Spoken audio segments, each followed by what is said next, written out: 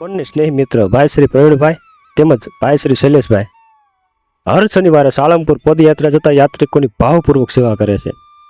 પધારો બાપા એવો નાદ દઈ દઈ અને એમ કહેવાય કે જે પ્રસાદ આંકણે બનાવ્યો હોય એ પ્રસાદ ભાવપૂર્વક બધા યાત્રિકોને જમાડે છે. એવી અદ્ભુત સેવા કરી રહ્યા છે. હવે થોડા ક્ષણ માટે અહીંયા વિસામો લઈ ત્યારબાદ આગળની પદયાત્રા હવે અહીંથી શરૂ કરીએ.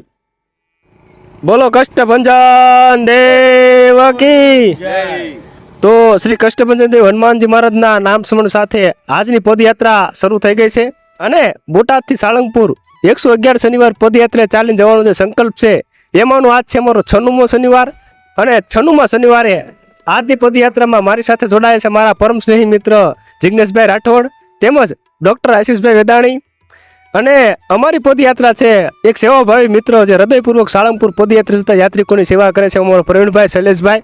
હર શનિવારે સાળંગપુર પદયાત્રા જતા પદયાત્રિકોની સેવા થાય છે ત્યાં અમારી પદયાત્રા પહોંચી ગઈ છે. તો ભાવપૂર્વક એમ કહેવાય કે ચા પાણીનો પ્રસાદ લઈ અને હવે આપણે આગળની પદયાત્રા શરૂ કરશું ને જિગ્નેશભાઈ. બોલો કષ્ટભંજન દેવ કી જય.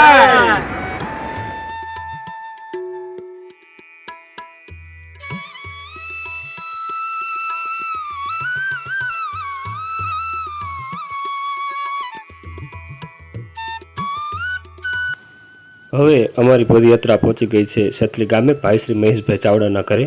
તેઓ પણ હર શનિવારે સાળંગપુર પદયાત્રા પદયાત્રિકોની સેવા કરે છે.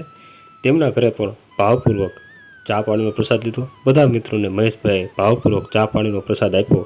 ચા પાણીનો પ્રસાદ ગ્રહણ કર્યા પછી અમે આગળની પદયાત્રા દાદાના નામ સ્મરણ સાથે સાળંગપુર ધામ તરફ શરૂ કરી દીધી.